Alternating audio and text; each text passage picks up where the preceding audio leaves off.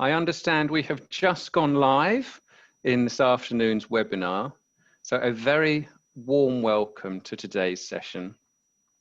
The title of today's webinar is How to Protect and Manage Your Brand in COVID-19 Times, the Lego Group Story. My name is James Cheer. I'm an IP strategist at IPOS International based here in Singapore. And a few words from me to get things started before I move on to introduce our speakers today. Well, clearly we all know that the COVID-19 pandemic has been a huge force on enterprises, both big and small, making them having to evolve and adapt rapidly to current situations. But with these changes, in our view, knowing how to not only protect but manage your brand or brands well is in fact more important than ever. Not only to help stand out now and in the near future, but also to really stay competitive and from a business sense remain agile as we move into what we all hope to become a new normal ahead of us. Today we have a global brand leader in the Lego Group being represented by one of our panelists. And I would like to take a moment to welcome very warmly Ms. Robin Smith, Vice President and General Counsel for China and APAC at the Lego Group. A very warm welcome to you, Robin. Thanks, James. Thank you. Good to see you here today. Happy to be here. Yeah. Thank you so much. Next, I'd like to welcome Dr. Ming Tan, who is Managing Director of IPOS International here in Singapore.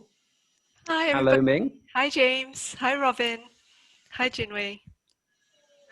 I really like that background you've got, Ming. That looks like a very accomplished piece of Lego. My children said I absolutely had to have it in as my background as opposed to the corporate background. So this is the one time I will make an exception and will only do this for the Lego Group.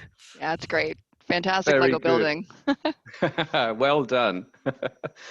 Okay, our third panelist and speaker today is Ms. Lo Jinwei, and also an IP strategist here at IPOS International. So Jinwei, very warm welcome to you too. Thank you, James. Nice to see everyone here and to be on the panel. Thank you very much. First of all, I'd like to share a few points of guidance with the audience just before we get started. You'll find that you're all automatically on mute to limit any background noises and interruptions. So thank you for your compliance with that. You'll notice that at the bottom of the Zoom window, there is a dedicated Q&A box down there, which we invite you to share your questions in written form. And we have a dedicated section of today's session at the end of our panel discussion, where we will be addressing one or two questions. Unfortunately, we won't have time for them all, but we'll do our best efforts to follow up after the event with those of you we can. And the final piece of sharing about today's administrative issues is we will be sharing a few materials and links during today's session. And in order to help you relax and not rush too much to jot them down or follow QR codes, just to note that we will be following up from this webinar with an email to all attendees, which will include those links and certain resources for your future reference. So at this stage, I'd actually like to find out a little bit more about our audience. So we have prepared one or two polls, which will be coming up during today's session, but I'd like to initiate the first one now, please, which I'll invite you to just share a little bit of information about which industry you are working in. So we will keep this pretty brief, but I can see the live results. And I think we'll have another 10 seconds or so and see what sort of representation we have here. Let's count it down. 5, 4, 3, 2, 1. Going, going, gone. Okay, right, let's share the results. Okay, I believe I'm sharing the results now, but we have a large representation from the legal services sector, quite a large number of people from a large others group, but we also have pretty broad representation from a wide range of sectors, from biomedical science through financial services to F&B as well. So I think that is a fantastic show and highlights two things, in my opinion. First of all, a lot of people love Lego, and those people are working in a variety of different industries. We welcome you all here today. And the other one is that brand, of course, is very relevant across all industries. And so our conversation later on today will touch upon some quite universal issues, I think. So thank you for participating in that. Final comments from me at this stage are just to share a little bit more information about IPOS International. So for those of you who are not familiar with us, IPOS International is the services and the enterprise engagement arm of the Intellectual Property Office of Singapore. We're a wholly owned subsidiary. And within our business, we're made up of three main units. So we have a large team of patent examiners working in search and examination. We have an education and training arm, which is the IP Academy. And we have the unit which I'm a part of, and also Jinwei's a part of, which is IP Strategy Solutions, where we provide IP strategy consulting services to a wide variety of different enterprises. And I know that Jinwei will be sharing a little bit more information about that in a moment. So with that being said, I'd actually like to now invite Jinwei to this virtual stage and ask you to share a little bit more context and information from your point of view. Jinwei, please. Thank you, James. Hi, maybe I could have the slides first.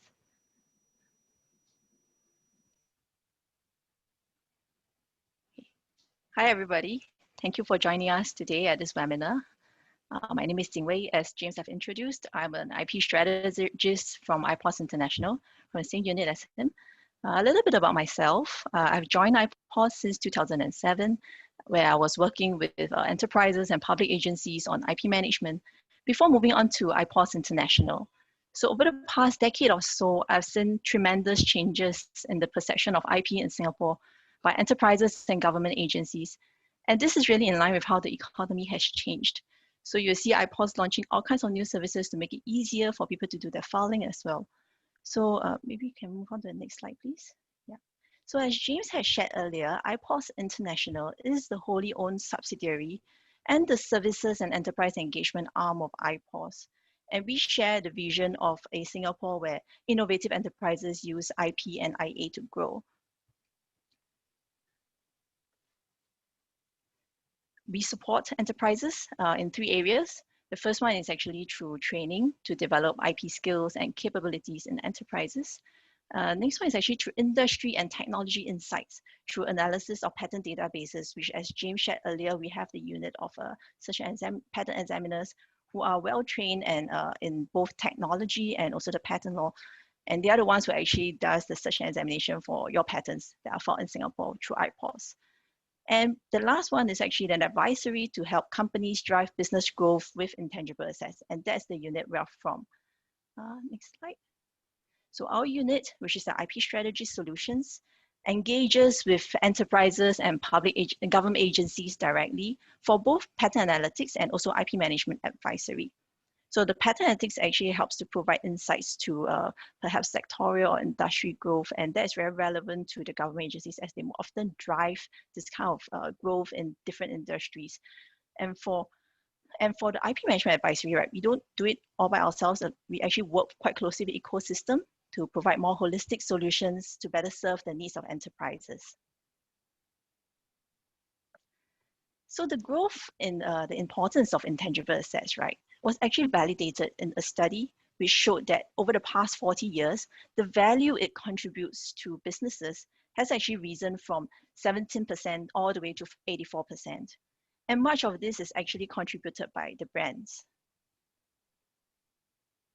So at iPOS International, right, when we talk about intangible assets, we look at things beyond your registrable rights, even though we are a subsidiary of iPOS. So your registrable rights include things like your patents, your trademarks, registered designs. These are rights that you can file with iPOS to stake an ownership over it. To us, we kind of emphasize more that enterprises should not overlook other assets like your trade secrets, your know-how, regulatory approval, and even the data that you generate through the service that you provide or the products that you sell. And if well managed, right, these different assets can come together to build your brand and provide your business an edge over its competition. And this will actually help you secure more market share and as well as price premium. So during these challenging times, right, how does good branding actually help companies tide through the difficulties? So a brand that's probably not unfamiliar to us in the region is menswear group Benjamin Barker.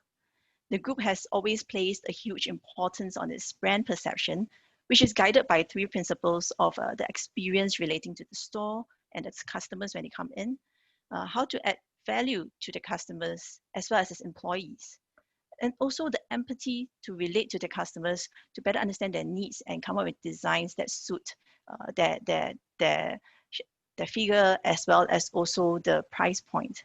So I've heard from them before that in the past when they first launched, right, their customers might have been in their 20s where they were a bit slimmer, and then and these customers actually follow them through even in their 30s as they start to put on a bit of weight. They actually adjusted their cutting as well. So that's exactly the kind of empathy that they have to continue to build that relationship with their customers. So because of this good branding, right, during this COVID period, they were actually offered opportunities to expand and open more outlets by the mall operators.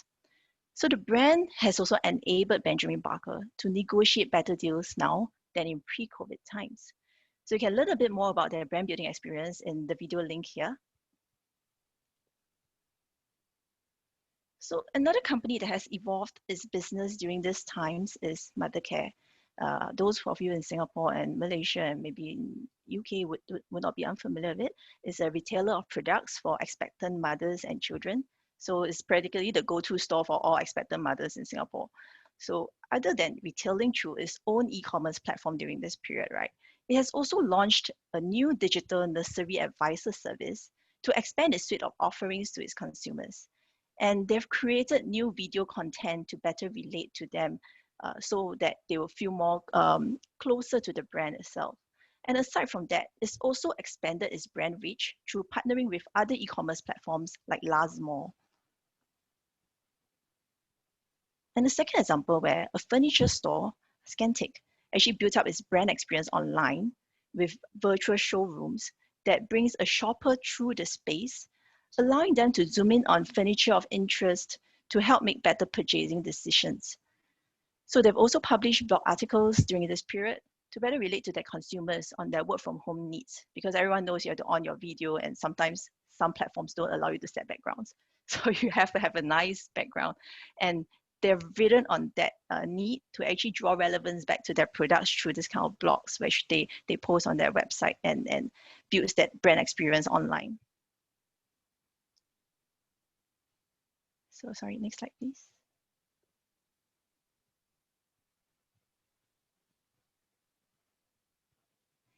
Yeah. So as an avid online shopper myself, right? So just to share, I would always choose the product based on the brand, because that's also why I actually went through several websites just to purchase a Lego set that was out of stock in Singapore during the COVID period for my daughter's birthday, due to the quality associated with the brand. So with consumers turning to online shopping, the role of a trusted brand is more important than ever, because that is what consumers would rely on when making their choices online. So as brand owners go online, a positive experience and convenience for their consumers would build towards their brand equity to lead towards increased sales and market shares. And these activities are often supported by intangible assets, as shared in the earlier examples, when you create new content or new services or even build new partnerships. And that's where you might have to do some licensing of your trademarks over to your partners, etc. And how are you putting in controls and managing the risk that you might potentially be exposed to. So if you, maybe next slide. So if you find that you're at a stage where intangible assets is a conversation or a consideration in your business transformation, expansion, or even fundraising needs, feel free to arrange a chat session with us via this QR code. Alternatively, you can also reach me at my email address here. Thank you very much and hope to be in touch. Thank you very much for that sharing, Jingwei. I think it highlights for us all that now is a time when brands and the owners of those brands are coming up with as many different ways to not only protect, but manage and reach out to their customers to keep telling their brand stories and keep that brand connection relevant in today's circumstances. So thank you so much for that. Moving on, I'd like now to invite Robin Smith to come up to the virtual stage again and share a little bit more information about the Lego story in terms of brand and especially in these current circumstances. So Robin, over to you, please. Great, James. Thank you very much. I'm really happy to be here, and I'm very happy to welcome all fans of Lego bricks and building to this presentation. If you can bring up the slides, please. I am the Vice President and General Counsel for the Lego Group. I have been with the company for over 20 years, and I started with the company as an IP lawyer many, many moons ago. And right now I oversee the team of lawyers that handles all of our legal issues across Asia, including quite a lot of IP issues as well. Do you want to move on to the next slide? Thank you. I'm going to give you a little bit of information about our history as a company, about our products, and about the enforcement that we've done. But first, I think that IPOS wanted to do a little survey here. Is that true, James? About what do you think of first when you see the Lego brand?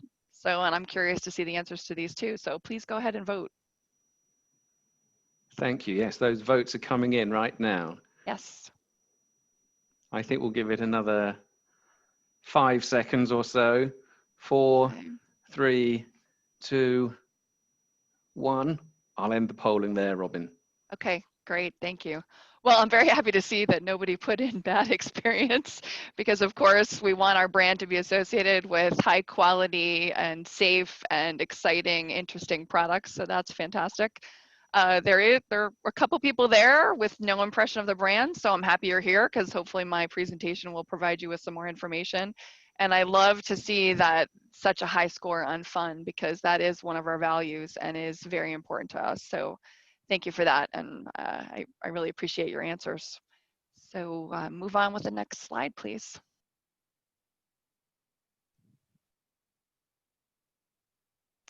For those of you who are not familiar with our company, we are a family-owned, privately held company by a family in Denmark.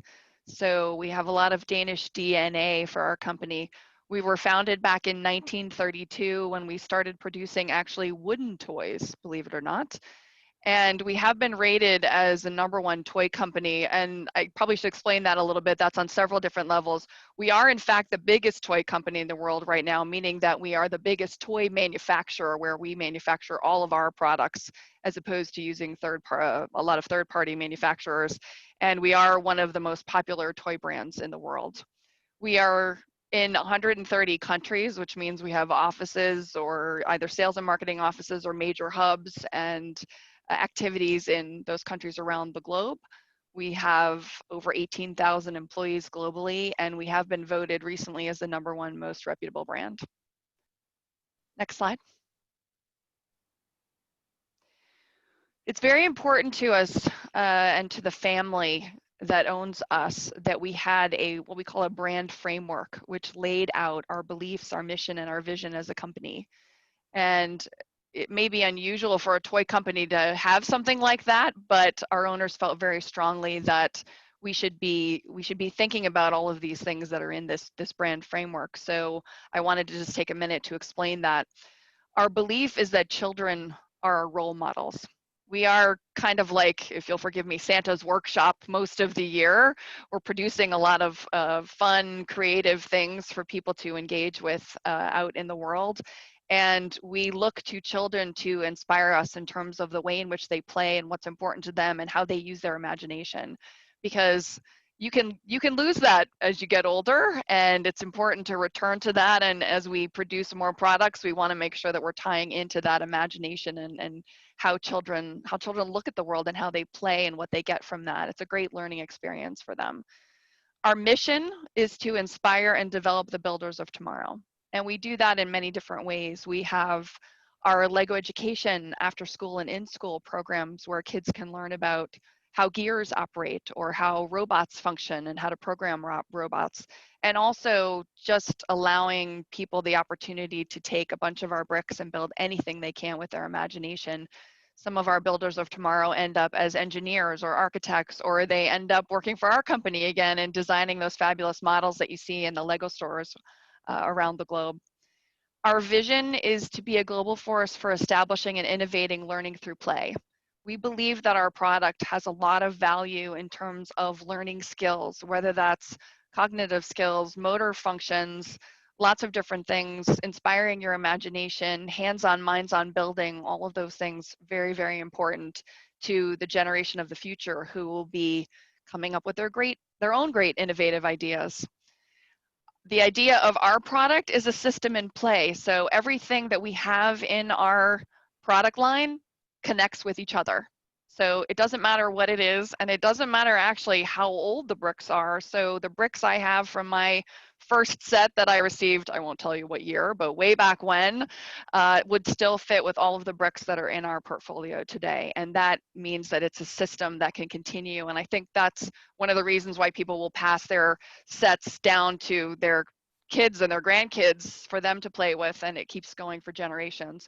We also have a fantastic program where we actually ask people to recycle bricks, so ones that their families are not using anymore, so that we can clean those up and repackage them and then donate them to charity. Our values are imagination, creativity, fun, learning, caring, and quality. And I have to say that we're not just saying that. That really is what we believe in as a company. And those values are written on the walls of our offices around the globe. And it's something that we all think of every day in everything that we do, including even the legal department. So we really try to think of creative solutions, and we try to have fun in what we're doing and learn along the way. Then we have promises that we have as a company. Our play promise, which is for our products, what we sell to people, it's a play promise out to all of you that you will have a joy of building and a lot of inspiration. Then we have a partner promise to all of our customers and third parties that we work with. We have a planet promise that we are going to be environmentally conscious, and a people promise to our employees. We want to succeed together. And our spirit comes from our founder. He had a phrase, only the best is good enough. And so we live by that today. Next slide, please.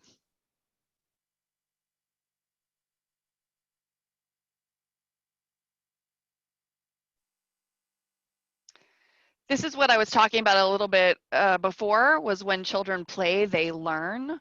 We've done a lot of testing with teachers and with other different third-party companies looking at how children play and how they learn. And we believe that when they play, they develop 21st century skills, emotional skills, cognitive, physical, social, and creative. And especially in playing with our product, because they can use their imagination so much, and it also is a very physical type of play where they actually are putting pieces together and creating environments and worlds and play areas in their home where they can use their creative skills and their emotional and cognitive skills. And you have to think about the fact that 65% of the kindergarten children right now are going to have jobs that are not even created yet. So the possibilities are endless. So we want to make sure that children are prepared for that. Next slide. Like I said, we started back in 1932, and you can see right there a picture of one of our most popular wooden toys, which was a wooden duck that you would pull across the floor. And in 1958 was actually when we invented the Lego brick came into being, and it's very similar to its current form today. In 1978, we added what we call the minifigure, which are our little people, and they've had various forms over the years and have evolved certainly, because you look at these very simple figures right now, all the way up to the Hagrid figure that we have in our Harry Potter line. He's very different from this one. but still we call them minifigures. And then in 1998, our Lego robotics products called Mindstorms came into being in collaboration with the MIT Media Lab in Cambridge.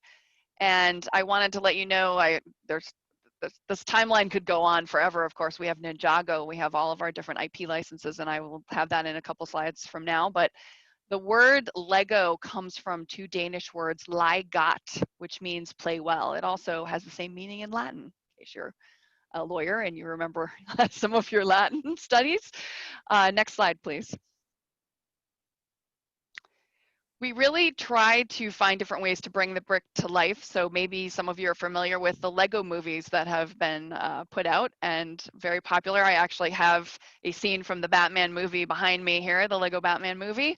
But we also have had several Lego movies and we'll be doing some more in the future, though can't give all the secrets away.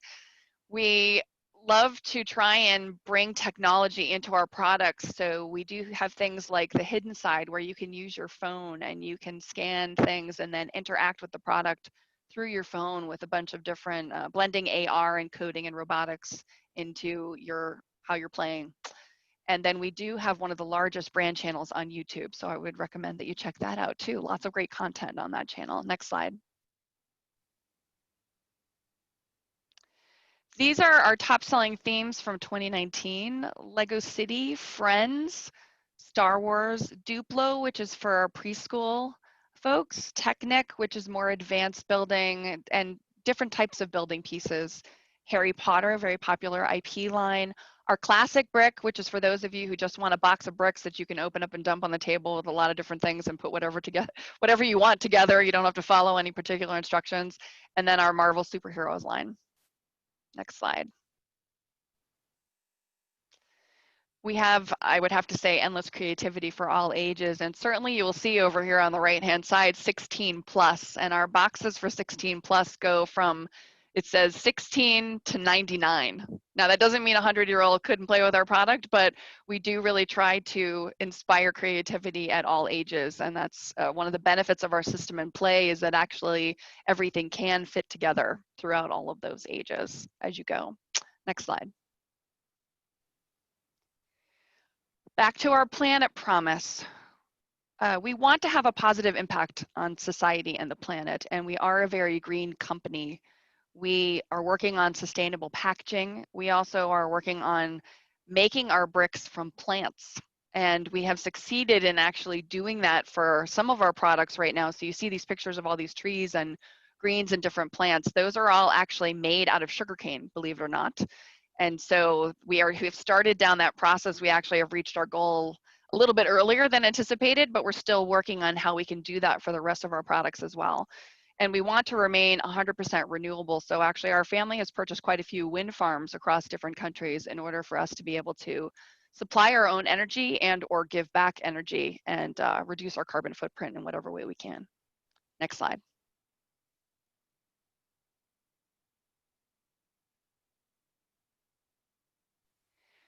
We have a very active Lego community engagement program, and what that means is that we engage in activities out in the community that help to support children and learning. And we also try to give back as much as possible, whether that's through actually reading to kids or visiting hospitals or hosting building events that inspire kids, or also camps. We do summer camps, especially for the children of people who are working at our factories around the globe, and for migrant children who may be part of a left behind situation. We also teach coding as part of our Lego education centers, but we will also run separate events where we teach kids how to do basic coding so that they can build a car or a robot or something else and learn how to operate it and add different features. A lot of the money that goes to support these programs comes from our Lego Foundation, and we have reached quite a few children around the globe, as you can see. Next slide. I would agree with this statement that we have a fun and caring workplace, and I definitely encourage my lawyers who work on my team to engage in building activities or to get trained as being a play agent, which means you are trained on how to help with play activities either internally or externally through our Lego community engagement program. And we really live by our values, which I stated before, which are imagination, creativity, fun, learning, caring, and quality. And I do feel like that as employees, we are all empowered to lead. The philosophy of our company is that everybody can be a leader in action, even if they are not a leader in position. Next slide. Brand protection, which goes back to the theme of what we're talking about today. We really need to focus on IP rights protection in order to do what we do. Our Lego brand is very valuable to us. When people see the Lego brand, they think of our brick, where nothing against Mattel and Hasbro, but they have a lot of other brands. So you might see Mattel, but then you're thinking of Hot Wheels, or you're thinking of Barbie, or you're thinking of something else. But I think our brick and our red Lego logo actually go to the core of our company. And so it's very important that we do a lot of protection efforts to preserve that IP. And I have a very active program out here in Asia. I have a lot of people working on it, and we have actually put a lot of money as a company into what we call an IP step-up program, which is to make sure that we are doing a lot of activities out here in Asia and in other parts of the world as well to engage in enforcement activities and registration. Next slide, please. I think everybody would agree with these statements. Why is IP important to the Lego Group as it is to other companies? It protects the continuity of our business and innovations. It protects our reputation as a responsible company that makes high quality and safe products. We want that brand to represent those things. We want people to think about that when they see the Lego logo. And it's our promise of mutual value to our IP partners like Disney and others who work with us. We want to make sure that they feel we are protecting our brand and doing what we need to do so that we're a worthy partner to work with. Next slide. Here are the common types of IP infringements that we have, which are really copyright and design violations. Now, you might be surprised about that. We don't have a lot of counterfeit. And that's not to say we don't have some, we do, but I go to the Louis Vuitton example. Like for a counterfeiter, they're going to try and make the bag as close as they can to a Louis Vuitton bag, because people are going to want it to look exactly the same way as the original bag. For us, what will happen is that the infringers will take elements of our sets. They may take one or two things, or they may copy the box exactly, but all the pieces won't be in it, or the building instructions will be slightly off, and they'll put their own logo on the packaging. And that's more of a copycat situation. That's a copyright infringement. And that can be much more difficult for us to enforce because customs officials and other government officials don't really understand that, or they haven't had as much experience with it, or it might not be a prominent way to enforce rights in their particular country. So we do struggle with that a bit, but that is probably the most common problem that we have. And you can see some of the common copycat brands that are listed on the bottom, including Le Pin, against which we've had some major actions in China. And the channels on which we see these copycat sets are, of course, e-commerce, traditional retailers, and also it could be night markets in many different countries too, and other places. Next slide. Just some examples so you can see what I'm talking about. They're very close. I mean, from a distance with the red box in the corner, sometimes people can't really tell whether that's one of our sets or not, but they do get very creative. It's Ninjago, which is our brand, versus Ninja, and Star Wars versus Space Wars. But this does create some problems for us because the judge will look at this and say, well, it's not exactly the same. True, but it's close enough in our view for sure. Next slide. And we do take a zero tolerance approach. I think I say that quite often anytime I get interviewed or I'm on a conference. It really is a zero tolerance approach when it comes to infringements of our IP rights. And we feel very strongly about that. Next slide. The key components for our IPR protection strategy are registrations, of course. We do a lot of lawsuits as well. I shouldn't say a lot, I would say probably big lawsuits where actually we've done investigations and have led up to having either a raid or other a trademark infringement action or a copyright infringement action. We do police raids, we assist with police raids, we help with custom seizures, We cooperate quite a bit with government authorities in many different countries, and we do a lot of educational campaigns to either customs officials, government authorities, and internally and externally for our company. So it might even be the third-party partners who operate our LEGO certified stores in many countries too, just to let them know what our IP rights are and what they should be doing to help us protect them. Next slide. Okay, that's all for me right now. Thank you. Thank you, Robin, for a really comprehensive overview of all of the many activities going on within the LEGO Group. And I think that dovetails really nicely with some questions which I'd like to pose to yourself, Ming Tan, if you can join us again. And there will probably be some questions for Jinwei as well later on if we move on into our panel discussion. But what I'd like to do, Robin, on the back of those that sharing is put that many parted strategy which you have about protection and management into the context of today's world a little bit more in relation to COVID-19. You mentioned things like education for customs officials, activities maybe with younger people to educate them a little bit about the true brand and some of the risks of maybe other close to LEGO equivalents out there. But how has that brand protection strategy had to change because of COVID-19? Well, in terms of being able to do training with third parties and with enforcement authorities all over the world, we've had to switch over to virtual trainings, and I'm sure other companies have had to do that as well. We have done some actually in India and in parts of Latin America, and we're trying to work on expanding that scope out here in Asia as well. No one really knows how long that's going to go on, and of course we want to do this in a very safe environment, but it's still a real challenge given unstable internet connections and overloaded networks to accomplish this. So it does take quite a lot of effort to set these up and make sure they're successful. And we even have to send samples of the comparisons between our original product and the copycat product to the officials so they have them in hand, because we do feel like that's one of the best ways to show people what our issues are. So we have to coordinate all of that, and that's been a little bit more challenging than normal. And we'll have to see what happens in terms of travel restrictions and in-person meetings, what happens over the next year or so, I suppose. There was also some difficulty in enforcing our rights since the courts were, understandably so, prioritizing COVID-related IP issues such as prosecuting counterfeit face masks or looking at the safety of hand sanitizers or counterfeit pharmaceutical products and other things. And I certainly don't begrudge them those activities, but it also meant that their priorities were elsewhere. So we may have taken a back burner in a couple places as other companies had in terms of what we were able to do. The silver lining for us in this situation is that there was an elevation of attention and awareness on the importance of the protection of IP.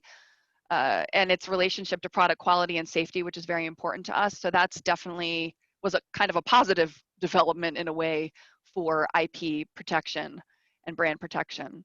And then even if there was the possibility of physical enforcement or raid actions available, there was a lot of delay in those actions due to lockdowns and varying restrictions in each country. I know in China, once we were recovering, there was also a little bit of reluctance to conduct raids against smaller companies due to the hard economic situation everyone was facing, which I totally understand. But we did still manage a few raids where actions of the infringers were particularly egregious. So the authorities agreed to go forward despite the situation that everyone was facing. I do think that we switched a lot of our enforcement over, like other companies did, to e-commerce platforms because that became more of a sales channel for everyone across the globe. However, physical enforcement efforts are still going to be an important part of our strategy. What I would like to see from global e-commerce partners and platforms is that they definitely take the threat of copycats even more seriously because of the increased business on those platforms, and try to look at what other creative solutions they can take to help protect brands and their products, the retailers and the suppliers of legitimate products. And there's a lot of data online right now, much more so because of the increased traffic about copycats and counterfeiters. and what can we do to figure out how to use more of that data in the right way to have an even greater data-driven mentality towards IP enforcement going forward. Thank you, Robin. You're There's welcome. so much going on at the moment, isn't there, that Yes. it really takes a global team to really keep on top of all of this for the Lego Group. I can I see agree. that. Yeah. I think what I'd like to do now, Robin, is actually just maybe pick out a few of those points which you shared, which you mentioned things like that shift to obviously online channels of delivery in current circumstances, and right. different ways to enforce. And maybe Ming, could I invite you to share some of your thoughts on how the current circumstances are really impacting enterprises, both big like the Lego Group and small at the moment, and how balancing all of these issues you think enterprises can approach that new normal of a post-pandemic environment. Thanks so much, James. Thanks, Robin, for that sharing. And I think that to hark back to Jinwei's presentation as well, one of the things, whether we are a massive global toy company or a company that's just starting out, brand management and protection is obviously so important because that's your link and your identification with your customer, be it a B2B customer or a B2C customer. But it's also part of this larger universe of intellectual property and intangible assets that Jinwei had shown with unfortunately, it looked a bit like a coronavirus with all the little studs coming out. But Jinwei, you mentioned things like data and systems and processes and know-how, and how all of that was actually very important. Some of it is registrable IP as a right, and some of it is intangible assets that one has to manage very carefully. So when we talk about, and for example, when Robin, you talked about your partner promise, for example, your mutual your mutual value creation, that in a way, the relationship with all the partners, whether it's your vendors or your distribution channels, all of that is really important intangible assets that any company, no matter what size, can look at as an integrated part where when it comes to brand protection and management, there are both opportunities as well as challenges. And so at IPOS International, one of the things that we have come to realize is that things like the distribution network and the channel strategies are so important intangible assets to help in the brand protection strategy.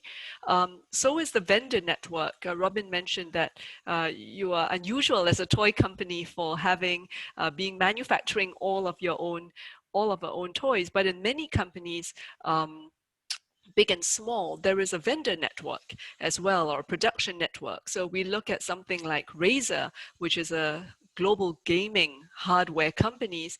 They were able to pivot their brand and to demonstrate CSR beautifully by converting its manufacturing lines in China to produce surgical masks rather than gaming mouses or gaming products. And it's set up in Singapore, its first fully automated mass production and packaging line very, very quickly by using those intangible assets, such as the engineering know-how that Jinwei mentioned before, as well as some of its partners that it had.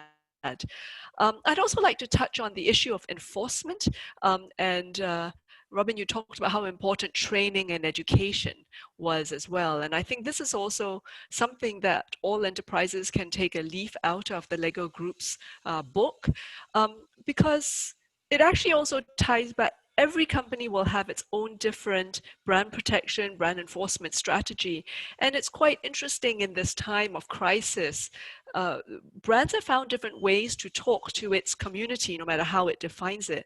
And some brands actually deploy their community, which is an amazing intangible asset itself, as part of their brand protection strategy.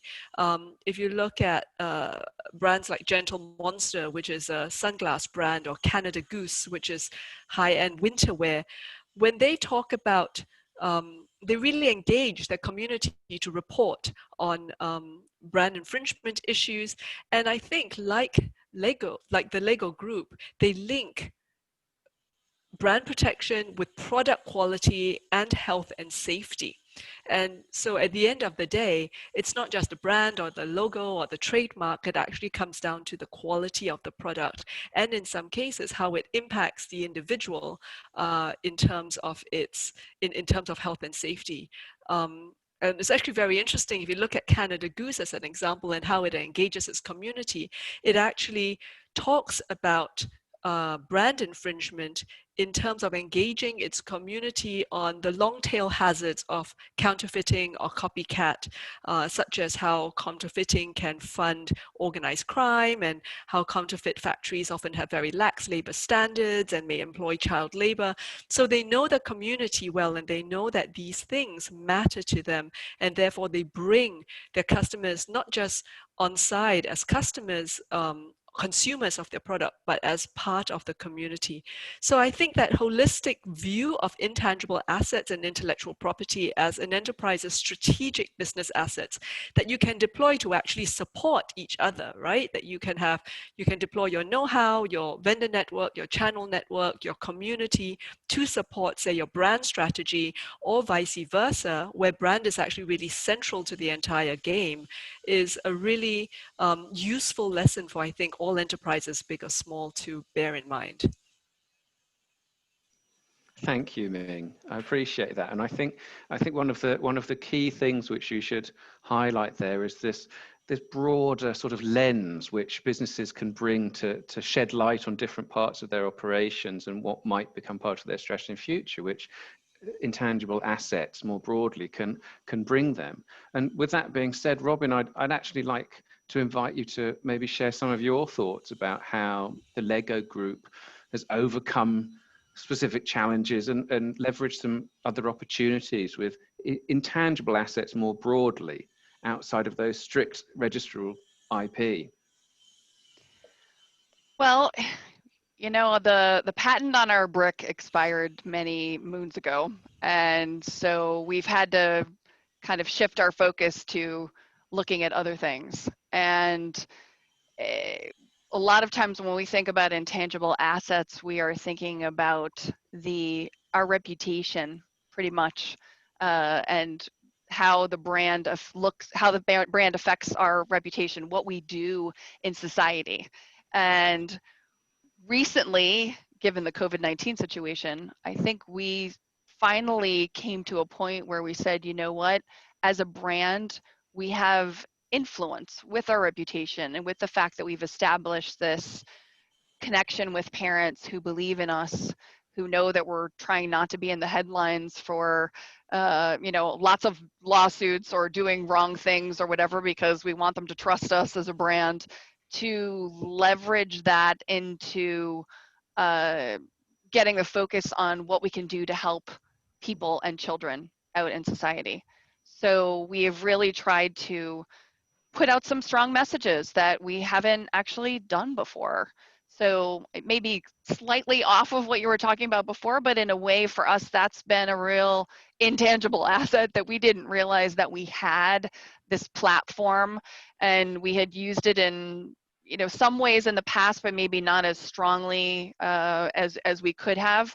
So we've really tried to figure out what messages we can put out there with our focus on kids and education and learning that's going to resonate with people right now, especially with so many kids at home learning from home, and carefully craft messages that are inspirational, that show our focus on how we can contribute back to communities that are struggling right now. I'll give you one example just locally for Singapore, is that we had Lego sets that were donated to students from disadvantaged families from 15 primary schools, at 15 primary schools in Singapore, to support their home-based learning as part of the Ministry of Education's Uplift program. And that was newer for us. And a lot of times we may put a message out there that'll say the total number of dollars that we've contributed and allocated in our communities and supporting children globally, but it was starting to put out some of those targeted messages to say, look, we're a brand that really truly cares, and this is what we're doing, and we are going to continue to do that no matter what is happening in the world. Thanks, Robin. I really appreciate that. I think the audience has been very fortunate to hear so much detail about the many-pronged strategies that the Lego Group is employing. I think looking at the clock, we have time to take a question from our audience, and I think you may be unsurprised to find out that we've received lots of questions, so the audience is very engaged. Robin, well done for replying to a few of them on the fly. Trying to stay focused on what I'm doing here, but yes. That's really wonderful, but I'd like to ask a specific question aloud in this forum, which has come in from Neo Tiong Cheng. And the question is, what challenges does the Lego Group face protecting its IP in China specifically, and how does it overcome that challenge? Okay, couple of different challenges. I think we have overcome one specific one, which is what I referred to before in terms of the courts and the government officials understanding the difference between a copycat product and a counterfeit product, because counterfeit's going to be based off of trademark and copycat's going to be based off of copyright. And we had some limited success and then some not so great results with copyright infringement cases in the past. But recently, I think the law here in China and the understanding of the IP community and the government officials has started to really grow, so that we've had some more successes and we have been able to do more copyright-based infringement cases here in China. And that's been very helpful to us. I also think that it does take a while to get through the cases here, and that's not unusual in other parts of the world as well.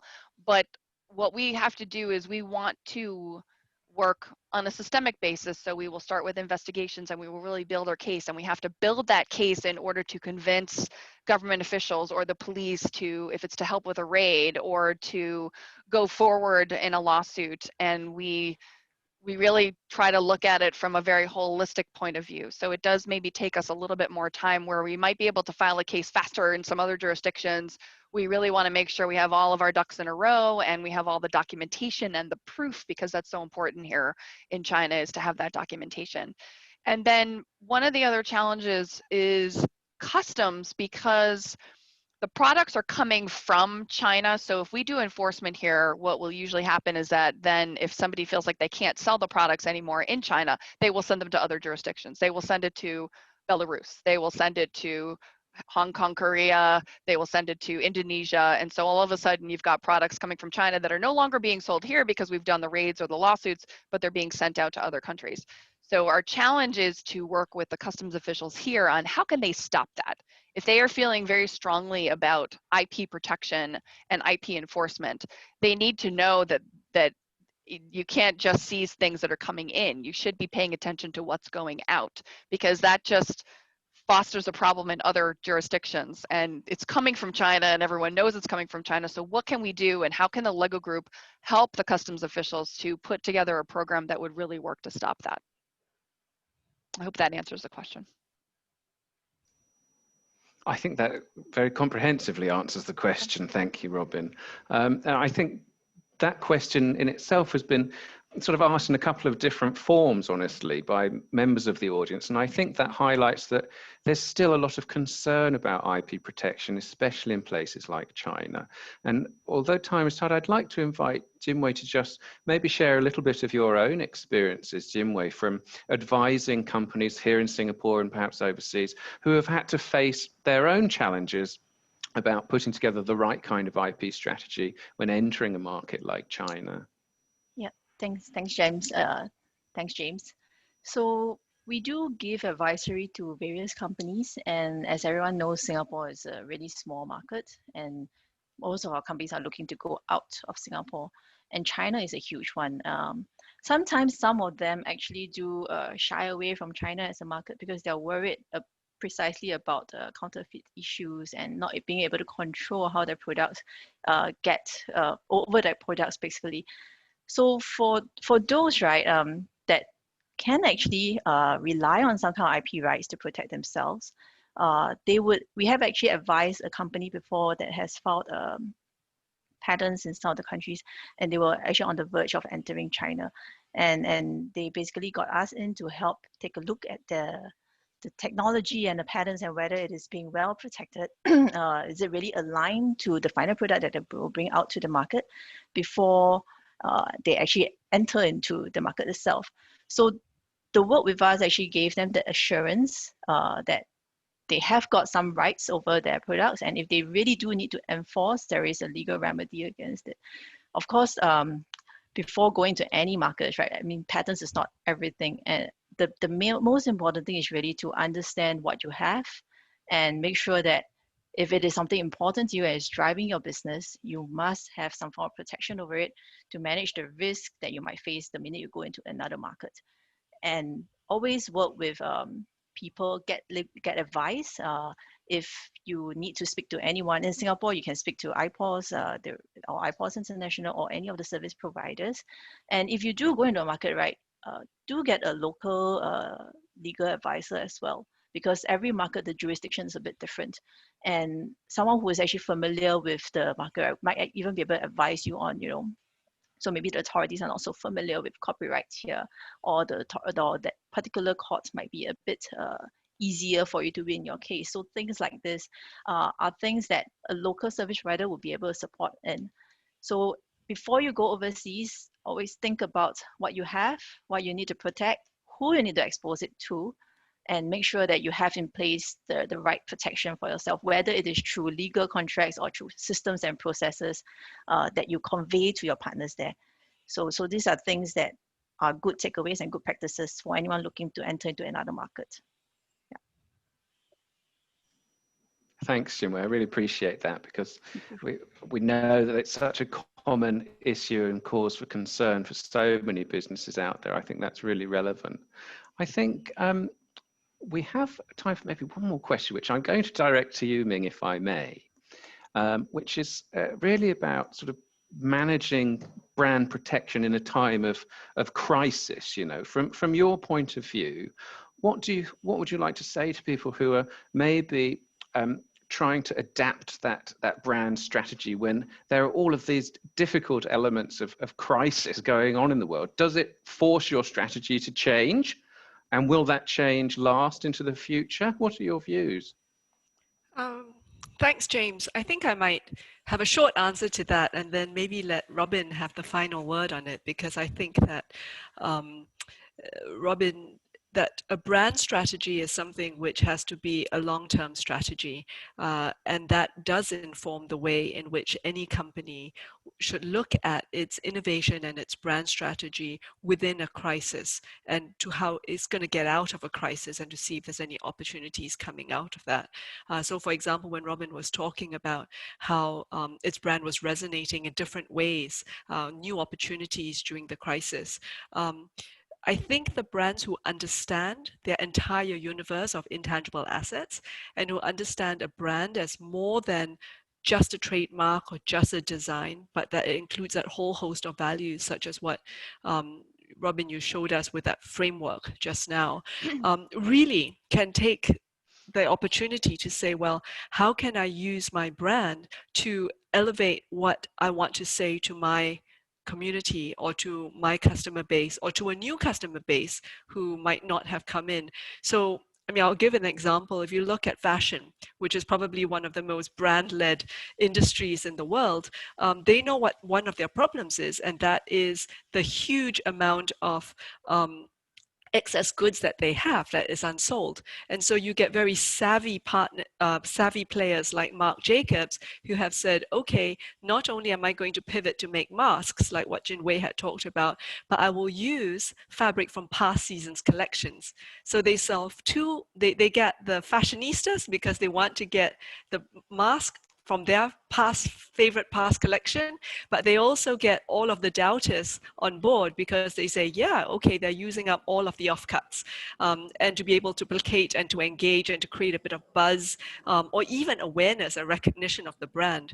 But I think in times of crisis, what we have also seen, Robin, you mentioned about your partnership with the Ministry of Education, is that brands were very clear about who they are and what they do well, and what their intangible assets are, can find great opportunity for innovation and collaboration. It's a great time for experimentation.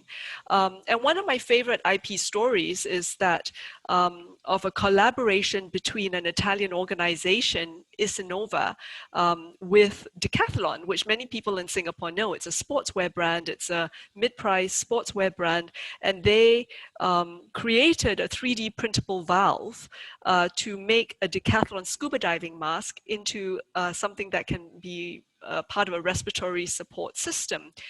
And what's very interesting was Decathlon got great branding out of that. Isinova got great branding out of that as a design lab, but they used IP in an interesting way, which was to patent it so that nobody could profit of it.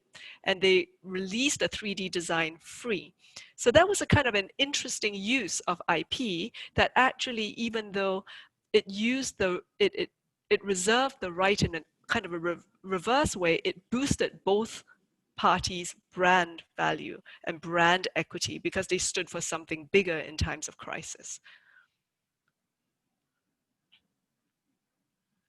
Perhaps, Robin, you want to add something? Do you want to go? Yes, you want me to go Robin. ahead? Yeah. Okay. Sure.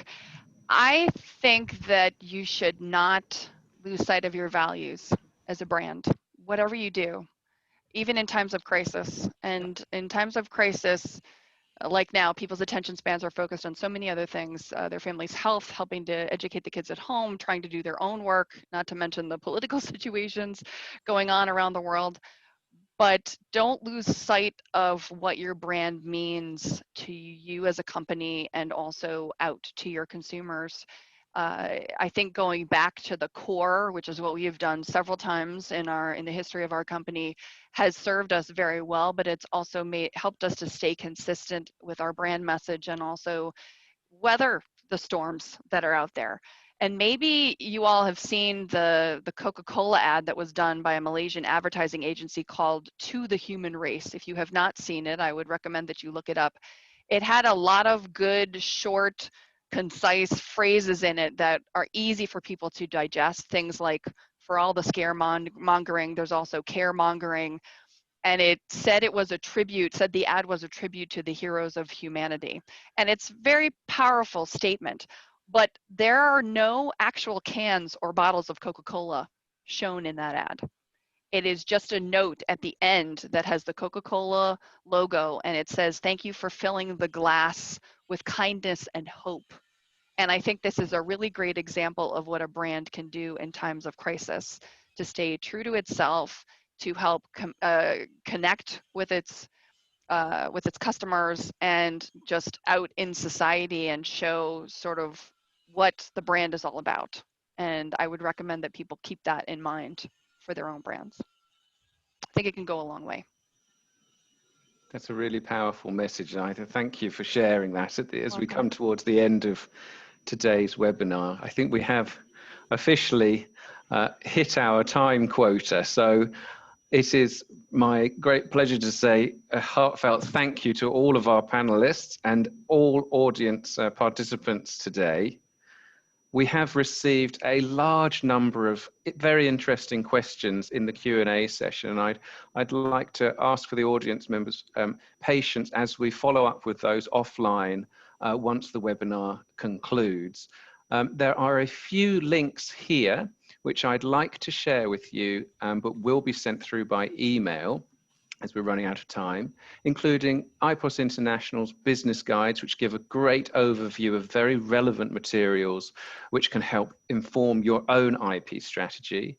The next one I'd like to share with you is a few more links about some of the starter and more deeper courses we have available through our IP Academy.